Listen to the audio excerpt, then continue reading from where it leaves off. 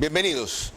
Un domingo muy peculiar con múltiples temas cruciales y candentes, y algunos tienen que ver con el Ministerio de Relaciones Exteriores.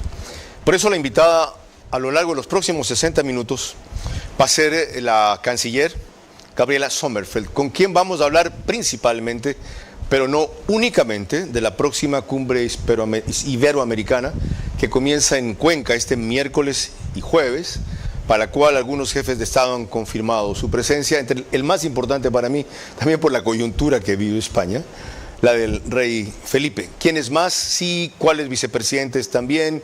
¿Cuáles cancilleres concurrirán? La importancia de la agenda y su repercusión práctica, más allá del bla, bla, bla y los 15 foros que van a haber. Después de eso, ¿qué? En una materia común, que no es la única, pero es la que más nos interesa, seguridad. Pero a propósito de eso, ahora el secretario general de la OEA advierte que la democracia corre riesgos en el Ecuador por la eventual descalificación de Jan Topic como candidato a la presidencia. Y otras voces han clamado por lo mismo, entre ayer y hoy, por la decisión administrativa del Ministerio de Trabajo, que ya se anticipó aquí mismo hace 2 veces por parte de la ministra, que finalmente toma una directora de ese ministerio, cuya consecuencia inmediata es la suspensión del ejercicio del cargo público que ocupa la vicepresidenta. Aparte de sostener que es inconstitucional, los críticos afirman que una funcionaria designada no puede quitar a una elegida, que se sienta un grave precedente, que cualquier tipo de sanción solo debe ser aprobada por la Asamblea y que primero tendría que pasar por la Corte Constitucional, en fin. No olviden que la vicepresidenta le planteó un par de acusaciones a nuestra invitada en esta noche ante el TCE, Tribunal Constitucional Electoral, por violencia política de género contra la mujer.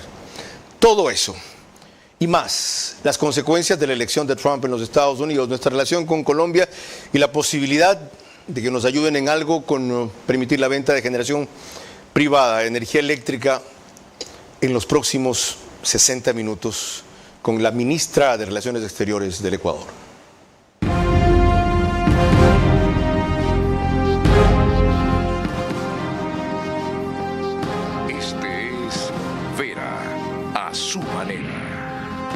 Comunicador que desde 1975 ha sacudido la televisión con formatos y estilos polémicos, sin ocultar sus simpatías ni jactarse de objetividad, pues el periodismo de opinión siempre asume una posición.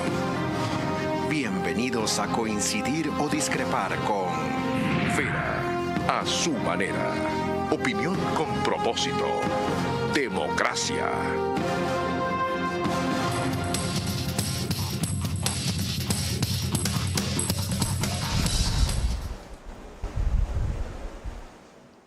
Bienvenidos a esta entrevista especial con Gabriela Sommerfeld, ministra de Relaciones Exteriores o canciller del Ecuador. Los temas han quedado claros y empecemos tratando el primero de gran repercusión internacional. Esto fue lo que dijo el secretario Almagro de la OEA, que respondió de paso hoy el presidente y después la Cancillería.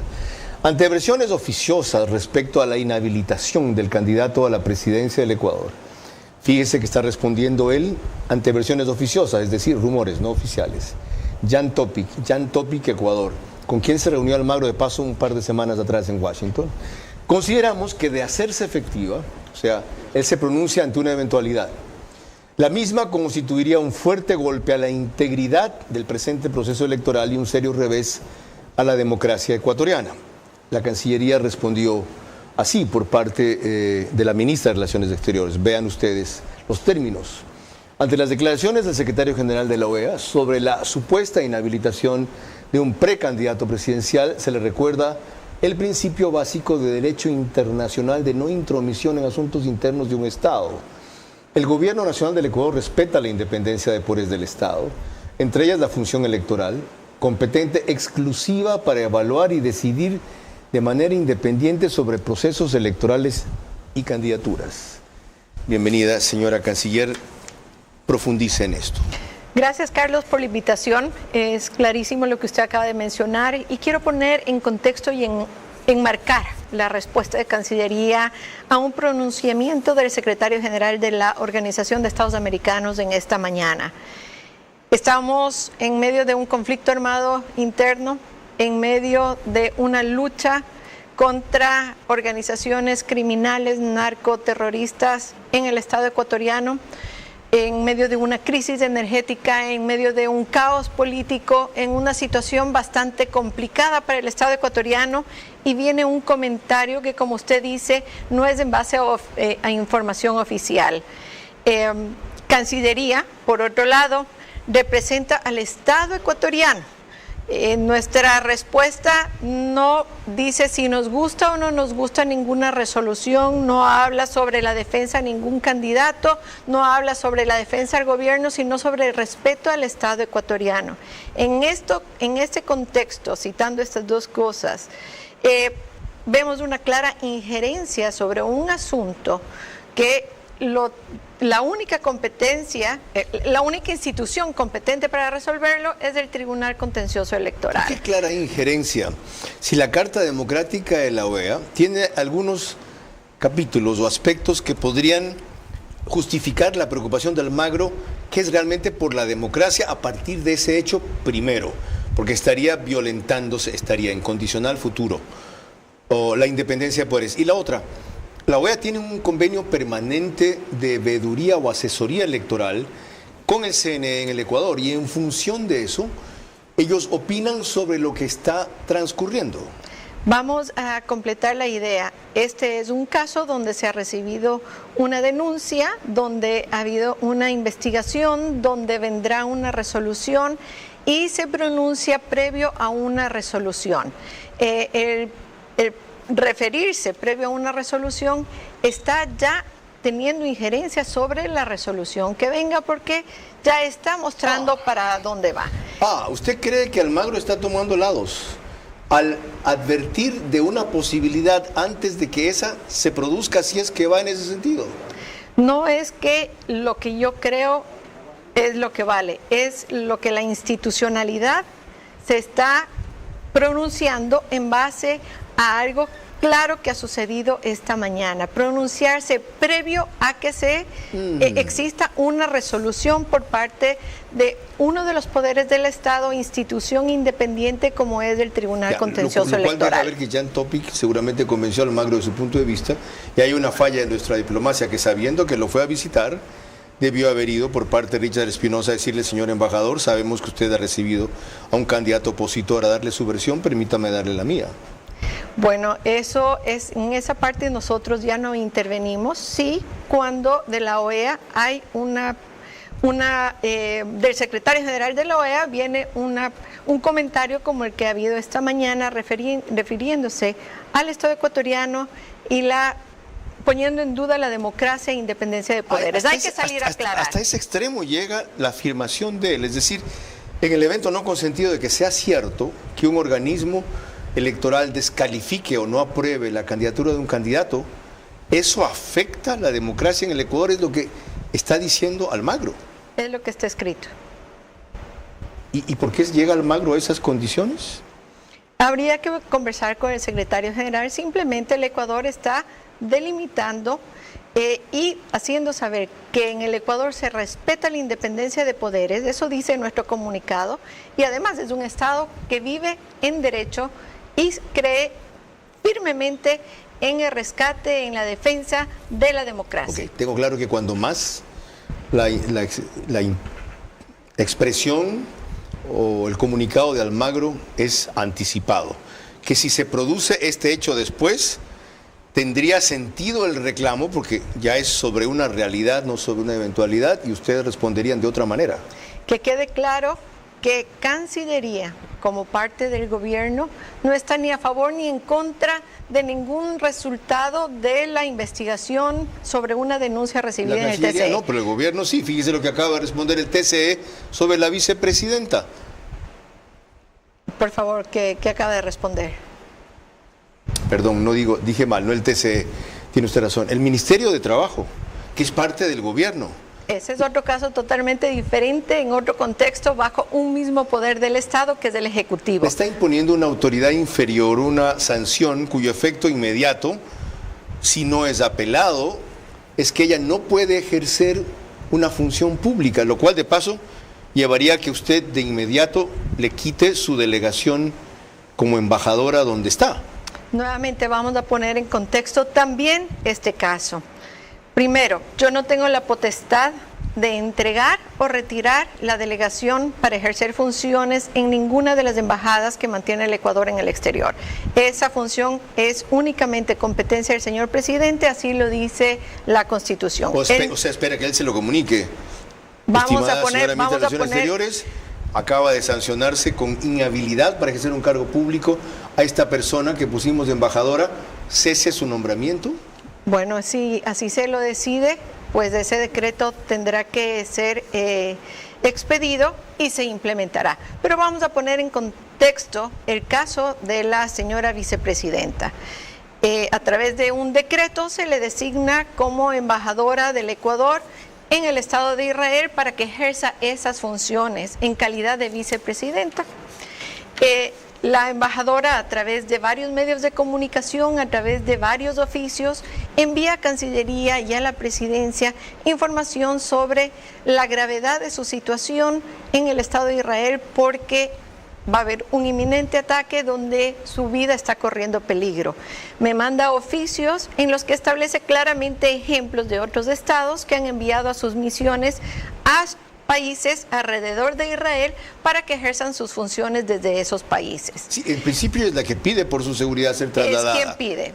Asimismo, Cancillería pregunta a los otros funcionarios si desean ser movilizados y dicen que no. Usted ya lo explicó aquí. Ya. Exactamente.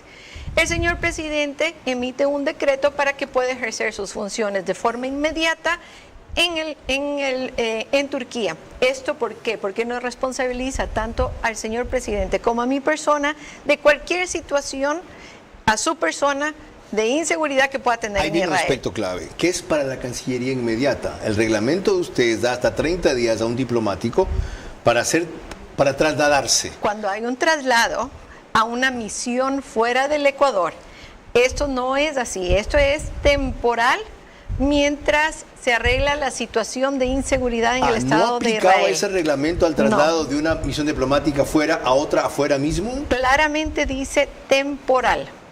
No es que va a ejercer un cargo de embajadora en el Estado de Turquía, no. Por lo tanto, ahí el plazo era el que considera el Ministerio de Trabajo que se debía aplicar, el de 8 días, que ella incumplió.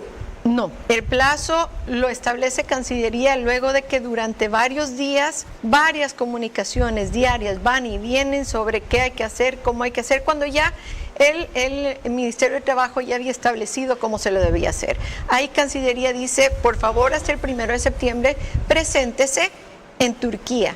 Eso se incumple sin entregarnos fecha, que permanentemente la solicitamos a través de varios oficios para que se presente en Turquía. Ya. Aquí hay un debate sobre lo legal o no de esto, que yo he dicho ayer que es cuestionable, pero lo más importante es que la mayoría coincide en que esta señora no puede asumir la presidencia de la República por lo que ella misma ha declarado que haría y lo que ha hecho antes. Entre otras cosas, hablar mal del Ecuador siendo una funcionaria diplomática nuestra en todos los medios internacionales que ha podido, no del presidente, del Ecuador, de nuestro país, no afectándolo a él, sino a nuestro país. Pero al margen de esa discusión legal y jurídica, de esa inconstitucionalidad para muchos, hay sin duda un hecho insólito, polémico ciertamente, cuestión que también he reconocido yo, y así como he llamado creativo y recursivo a la salida que ha encontrado la ministra de Trabajo para eso, que de paso es innecesaria si se revisa bien e interpreta correctamente la Constitución.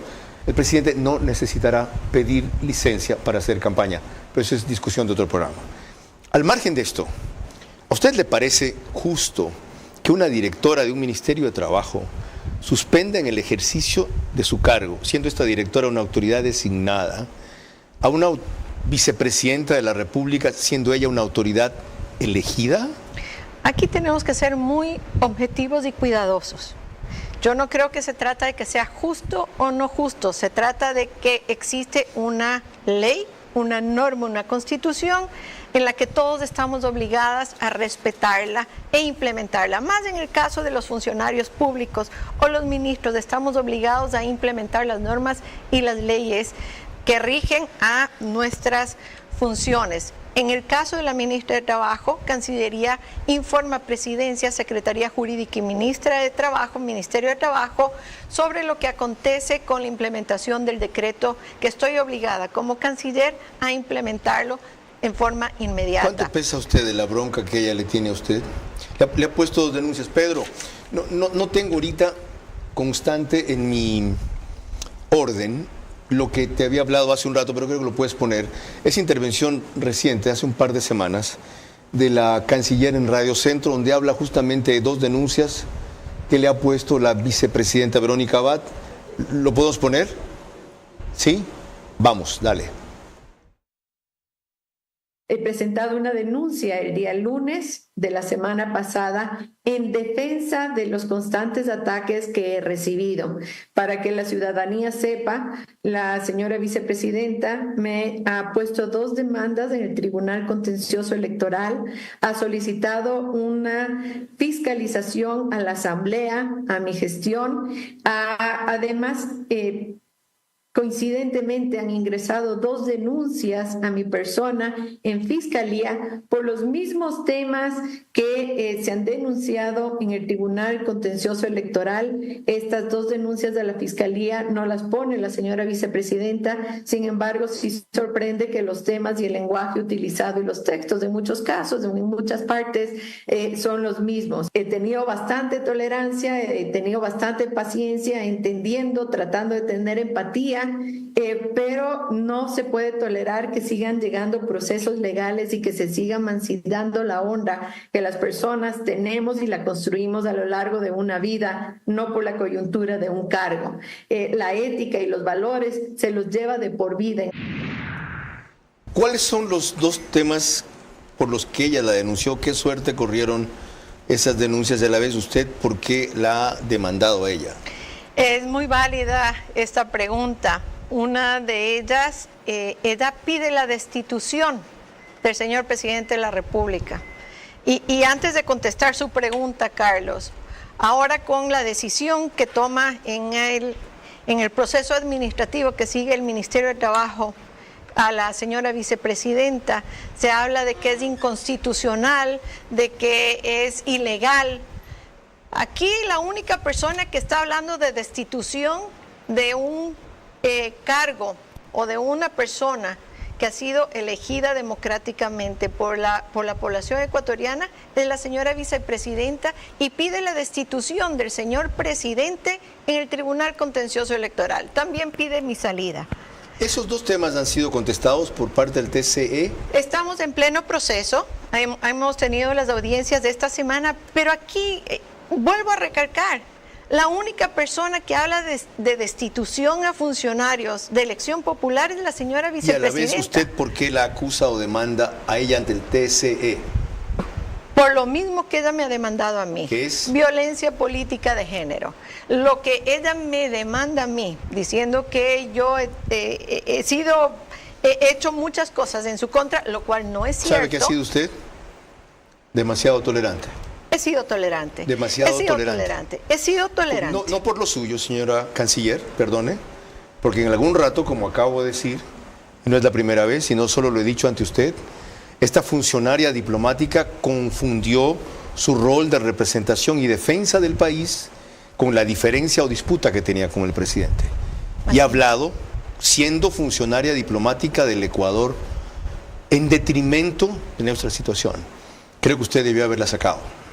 Es triste, pero le vuelvo a repetir, ni pongo ni saco embajadores, no tengo esa competencia. Ok, hasta aquí 2 temas noticiosos. Cuando volvamos, aquel para el cual espero estar reportando para ustedes desde Cuenca el día martes, ¿cierto? Guacho me corrigió, yo dije jueves, martes. Mañana va a estar aquí el legislador de Loja, Dávila, Rafael Dávila, sobre bases extranjeras en el Ecuador, militares, siempre y cuando sean para combatir el crimen organizado, una reforma constitucional que propone el presidente, porque él es vicepresidente de esa comisión. El martes conversaremos con la ministra de Trabajo a propósito de este tema de sanción a la vicepresidenta. Cuando volvamos, la Cumbre Iberoamericana de Cuenca la próxima semana. La cumbre iberoamericana en Cuenca marca un hito para esa ciudad y el Ecuador en el momento de mayor fragilidad democrática causado por la arremetida del crimen organizado con sus aliados políticos y el errático manejo de la crisis eléctrica. Que sea ocasión para rectificaciones urgentes y no para distracciones inaceptables. Hemos consumido casi la mitad del programa. 24 minutos. Espero que haya valido la pena. Les recuerdo que el reprise del espacio es por OnePlus, Canal 14, el mismo número en las 3 cableras que lo reproducen, Extreme, yo siempre digo TV Cable porque ese es el nombre de mi época en que apareció, 84-85. Extreme TV Cable, CNT, Claro TV, 14 en los 3, pero 6 de la mañana al día siguiente. Entiendo que esto corresponderá a martes, porque mañana debe ser el del viernes. Estén pendientes. Y el periódico digital Ecuador en Vivo lo sube a su portal de noticias y página principal. En resumen, apenas concluye. Vamos a lo que dijo el presidente Noboa recién en la sesión solemne el 3 de noviembre en Cuenca sobre la cumbre iberoamericana esta semana en esa ciudad.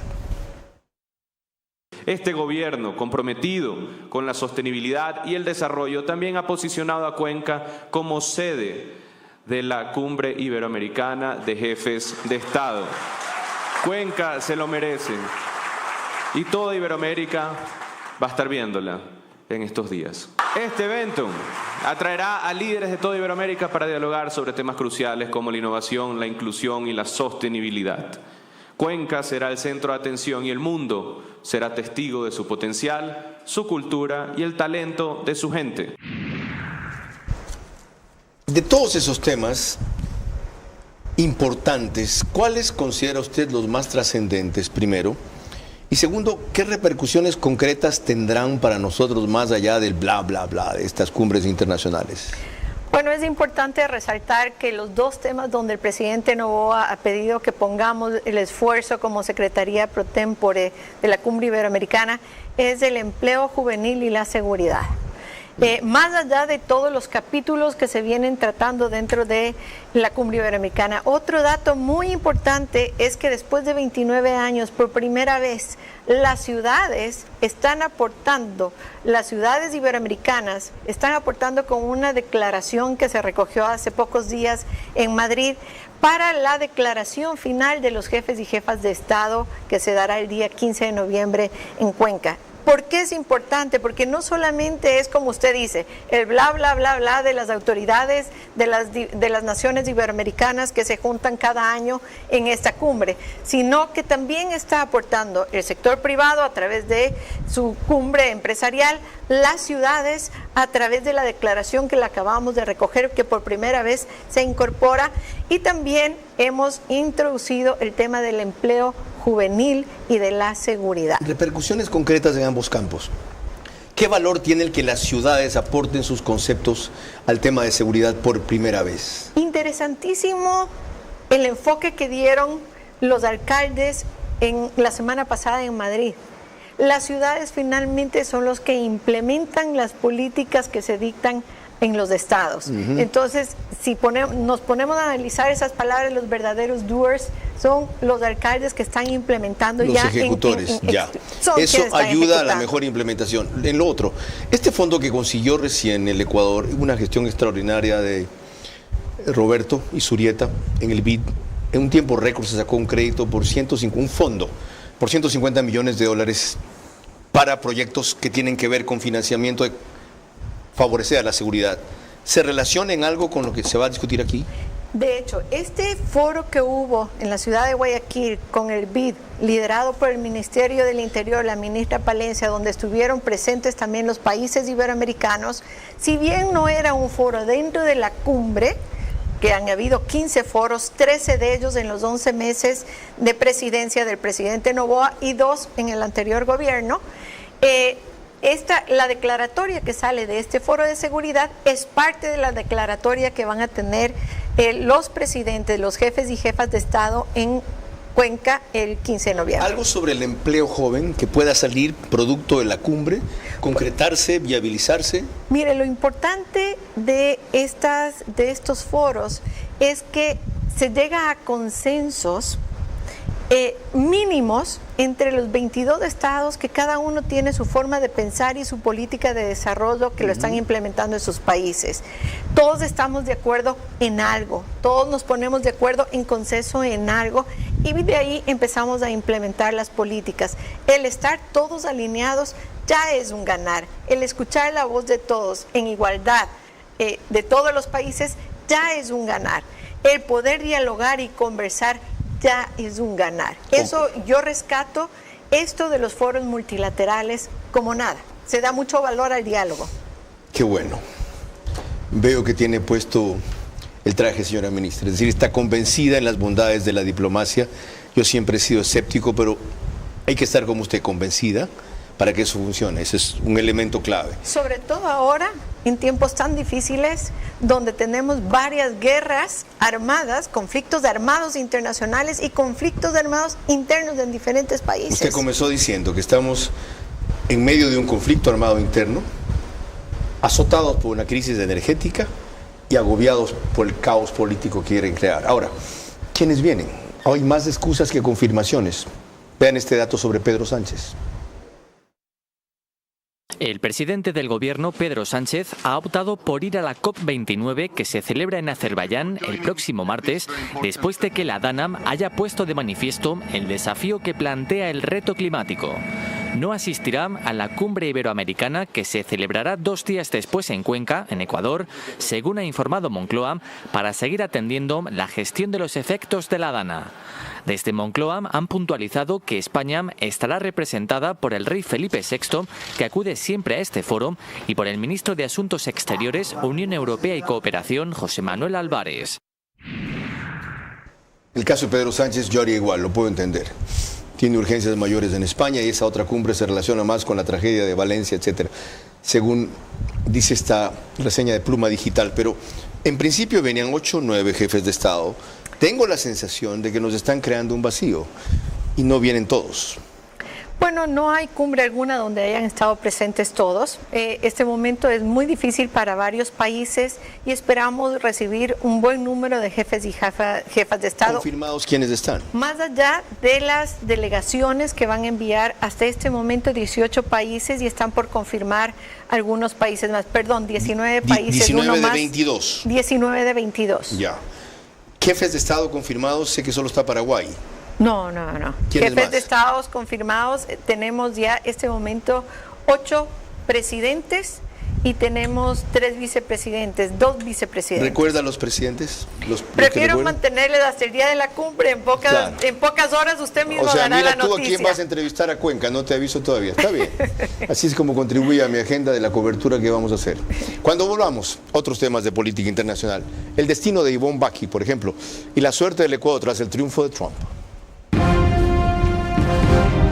La cumbre iberoamericana en Cuenca marca un hito para esa ciudad y el Ecuador en el momento de mayor fragilidad democrática causado por la arremetida del crimen organizado con sus aliados políticos y el errático manejo de la crisis eléctrica.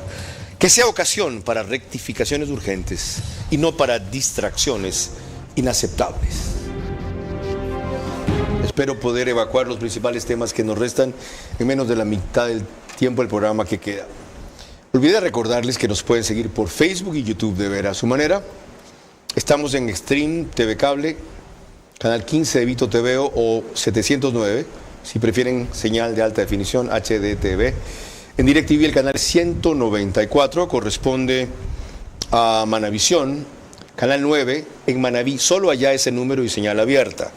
En radio, 101.3 FM, Radio Centro, en audio y en imagen para sus plataformas digitales.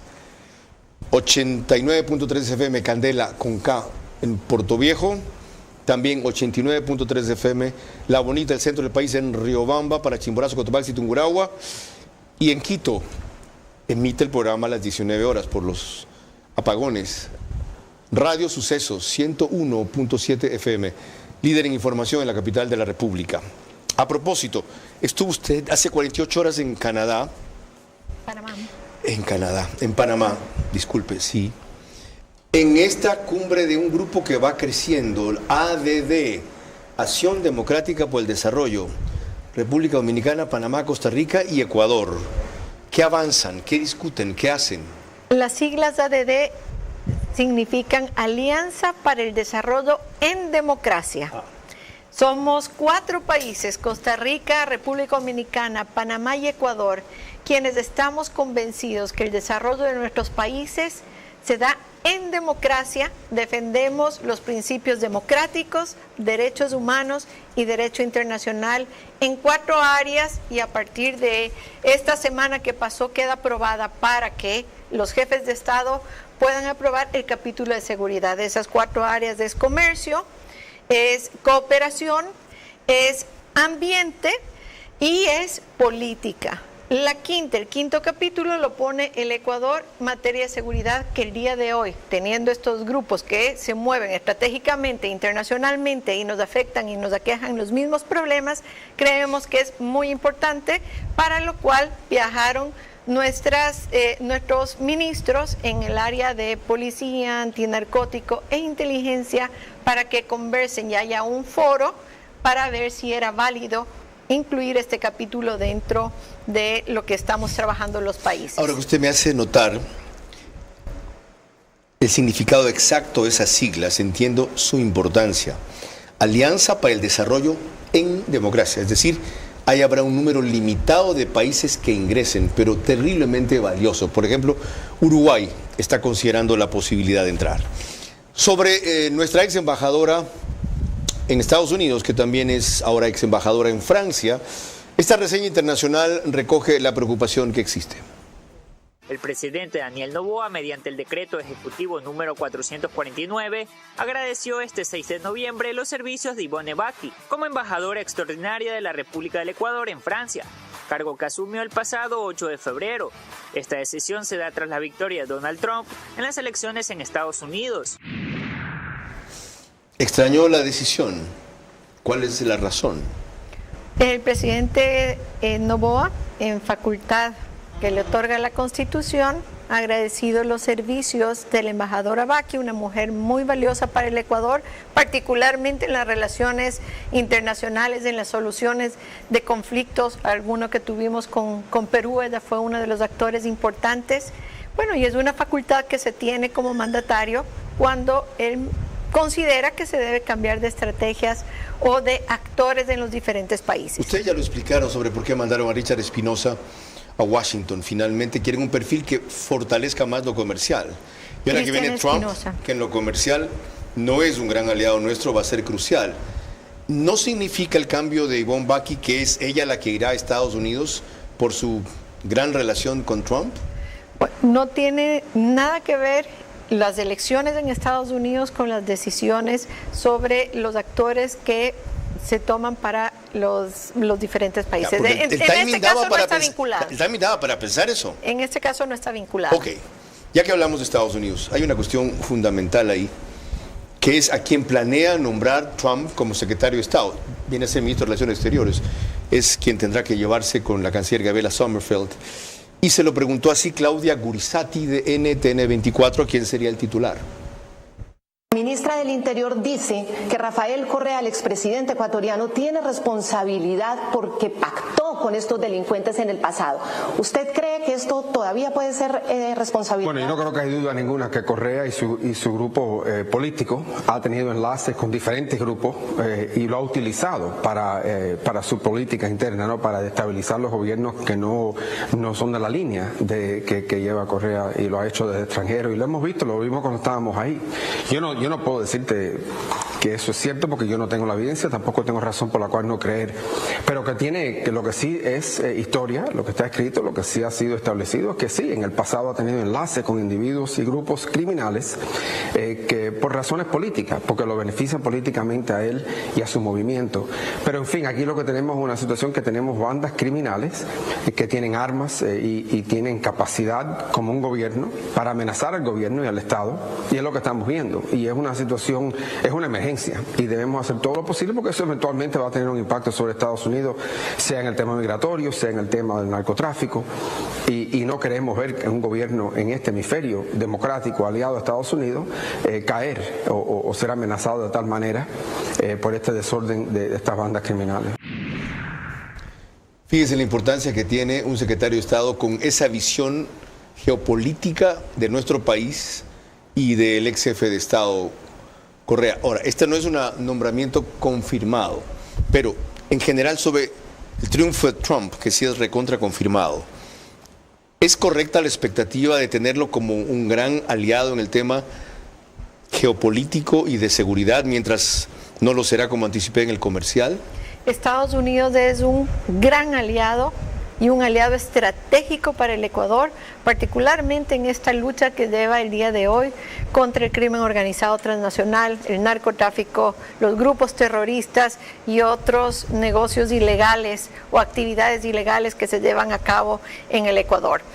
Nosotros estamos a la espera de la nominación de su gabinete, particularmente en mi caso del secretario de Estado, para poder tomar contacto y sentarnos a dialogar sobre la agenda que vamos a llevar en acuerdo bilateral adelante en esta administración. ¿Agenda que usted espera que se amplíe y fortalezca? Por supuesto que sí, sobre todo en materia de seguridad. Ahora, en donde será complicada también, aparte de lo comercial que mencioné, es inmigración. Una gran cantidad de los inmigrantes indocumentados o irregulares que han entrado en los últimos 2 años a Estados Unidos son ecuatorianos. ¿Estamos preparados para eso? Sin duda alguna, un tema bastante sensible, pero coincidimos en lo básico, tanto el presidente electo Trump con sus declaraciones como el Ecuador. Ambos países, ambos líderes están en contra de la migración irregular, ilegal. ¿Por qué? Principalmente porque los migrantes están muy expuestos a los propios grupos criminales, que son los que les enamoran para que puedan empezar esta migración riesgosa. Nosotros estamos en contra de la migración riesgosa, nosotros estamos a favor de los programas que ayudan a regularizar esta migración en caso de que se quiera dar. Para esto estamos trabajando muy fuertemente con algunos países en Europa, con Canadá, con el propio Canadá, con programas con el propio Estados Unidos, y vamos a ver cómo se desarrollan todos estos programas que se vienen trabajando ahora con el nuevo gobierno en Estados Unidos. Específicamente el tema migración. La vez anterior que estuvo aquí la canciller, quedamos en hacer un programa solo sobre esa materia con el encargado de aquello en el Ministerio de Relaciones Exteriores. Les ratifico que emprenderemos en esa línea. Cuando volvamos, nuestra relación con Colombia, a propósito de que el presidente estuvo recién en la cumbre ambiental de Cali y de las urgencias que tenemos de que ese gobierno viabilice la venta de energía eléctrica por parte de empresas privadas al Ecuador. La cumbre iberoamericana en Cuenca marca un hito para esa ciudad y el Ecuador en el momento de mayor fragilidad democrática causado por la arremetida del crimen organizado, con sus aliados políticos y además el errático manejo de la crisis eléctrica. Que sea ocasión para rectificaciones urgentes, sino para distracciones inaceptables. En Estados Unidos, de manera especial, deben haber seguido o estar siguiendo este programa. Nos ven por Macro Digital, una cablera que tiene la mayoría de suscriptores ecuatorianos. Cerca de 12.000 o 15.000 hogares solo en esa cablera conectados allá con el programa. Pero en el Ecuador también nos pueden ver por Macro Digital en Canal 62 de Manta y Montecristi, Cable Familia en Canal 48 o 2005 en Supercable Macará de Loja, en Colorados Visión, en Santo Domingo Los Áchilas, por supuesto, Vallevisión Play, Quito, 11 Play, todo el Ecuador y Galápagos, CNT, todo el Ecuador y Galápagos. En su afán de mejorar nuestra relación con Colombia, el presidente Noboa fue a la cumbre de Cali que organiza Petro en materia ambiental y tuvo estas palabras. Hoy en el Ecuador no puedo decir que vivimos en paz. Hoy vivimos en un conflicto armado, vivimos en guerra. Y gran parte de esa guerra ha sido porque ha sido muy fácil para el crimen y para el mal captar a estos jóvenes. No logramos, como Estado, en gobiernos pasados y en el pasado, preservar la vida de estos jóvenes. Darles alimentación adecuada, un empleo adecuado, una capacitación adecuada. Y vivimos con milicias que conforman cerca de 40.000 personas. 40.000 hombres y mujeres, muchísimos de ellos jóvenes, armados.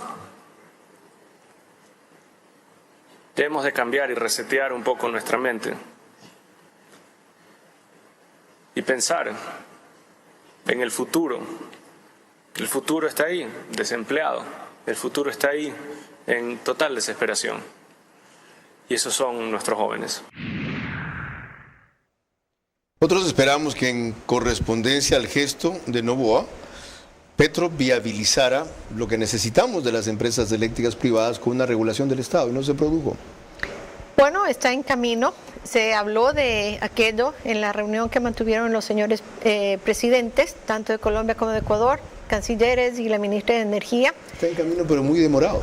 Está en camino, esperamos que salga ya esta semana, tenía que haber salido ¿Habla usted con anterior. su contraparte en Cancillería ya también? Por supuesto, hablábamos siempre, tenemos una buena comunicación. Él habla también con su ministro de Energía, nuestra ministra de Energía habla con el ministro de Energía de Colombia y está ¿No le en parece implementación. sospechosa la demora, señora Canciller? Petro hizo una declaración súper alentadora para nosotros y todos los países que enfrentamos problemas de sequía, diciendo que tienen que movilizarse la región para ayudarnos. Y le pedimos algo así, tienen 15 días viendo si sacan una regulación, y ahí está actuando más bien la parte ideológica del gran amigo de Correa. Vamos a hacer los esfuerzos que sean necesarios para que esto se dé y se concrete en el menor tiempo posible. Eso no tenga la menor duda, Carlos, que nosotros lo hacemos, trabajamos, dialogamos. Y de hecho la ministra de Energía ha regresado a Colombia para también ubicar a aquellos empresarios privados que pueden generar esta energía y transmitirla al Ecuador una vez que la regulación que falta de ser aprobada en Colombia se dé. Por el lado del lado ecuatoriano, esto se trabajó, la ministra de Energía lo lideró y esa regulación también fue cambiada. Si no se podía transferir energía de privados y comprar a privados desde el Ecuador, era por falta de un marco legal. Hoy ya el Ecuador lo tiene, Colombia lo viene trabajando, el documento ya fue revisado por las partes, acordados entre las partes y está siendo tramitado en las instituciones pertinentes en Colombia. Lo que acaba de decir Gabriela Sommerfeld vuelve innecesario que pongamos la siguiente nota, que tenía que ver justamente con nuestra urgencia por requerimiento de venta de energía eléctrica por parte de empresas privadas colombianas al Estado ecuatoriano. Esto, como no es de Estado a Estado, se vuelve más complicado. Cuando volvamos, las definiciones finales de la ministra de Relaciones Exteriores del Ecuador, Gabriela Sommerfeld. La cumbre iberoamericana en Cuenca marca un hito para esa ciudad y el Ecuador en el momento de mayor fragilidad democrática causado por la arremetida al crimen organizado con sus aliados políticos y el errático manejo de la crisis eléctrica. Que sea ocasión para rectificaciones urgentes y no para distracciones inaceptables. Tengo una disculpa que pedir, una precisión que hacer. Me refería a nuestro embajador en Washington como Richard Espinosa, no. Ese es el nefasto exdirector del Seguro Social. Disculpe, señor embajador. Estaba hablando de Cristian Espinosa, por si acaso. Lo otro, emitimos desde los estudios del canal 24/7, que en Extreme TV Cable es canal 13, en Claro TV es canal 9, en DiviNet es canal 12 y en Data o Más Televisión es canal 99. Hay un aspecto fundamental del Ecuador este año en el Consejo de Seguridad de la ONU, tanto que por primera vez el presidente de la República fue a presidir una sesión allá. Recordemos ese hecho histórico y luego tratemos de ver para qué nos ha servido. El presidente ecuatoriano Daniel Noboa presidió el Consejo de Seguridad este jueves y adelantó la posición de su país ante el conflicto de Israel y Hamás y el artículo 99 que invocó el secretario general para pedir un cese al fuego humanitario. El Ecuador siempre va a estar a favor de la paz, a favor de el cese al fuego y de acabar con la violencia, no solo en Gaza, sino en cualquier área o territorio en el mundo que esté sucediendo, incluyendo en el territorio ecuatoriano. Lo que yo averiguaba, ¿qué repercusiones concretas hemos tenido de la posición relevante que tuvimos este año en el Consejo de Seguridad de las Naciones Unidas? Bueno, nosotros en el Consejo de Seguridad de las Naciones Unidas no representamos al Ecuador, sino que somos un miembro permanente, no permanente, dentro de los 15 miembros del Consejo de Seguridad. Nosotros representamos a Latinoamérica. Cierto. Ya, ¿cuál es el rol de los miembros del Consejo de Seguridad? Velar por la paz y la seguridad global. Y a eso hace referencia el señor presidente. Tenemos grandes amenazas globales. Tenemos grandes amenazas continentales y el Ecuador está llevando a cabo su lucha. El que haya estado el señor presidente en esta sesión del Consejo de Seguridad realza la importancia que el presidente entrega en esta materia y sobre todo comparte lo que estamos viviendo.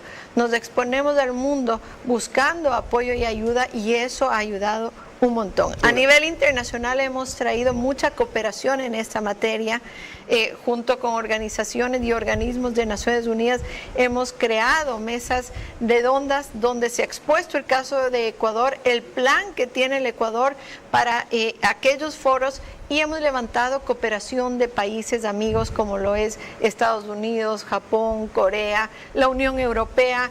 Dentro de la propia Unión Europea, algunos países particularmente se han sumado con mayor fuerza. El Reino Unido, entonces, estar presente en estos foros es importantísimo. Volviendo a la cumbre hispanoamericana de Cuenca, ¿qué planteamiento concreto, novedoso, lleva usted del Ecuador para la agenda que se va a tratar allí?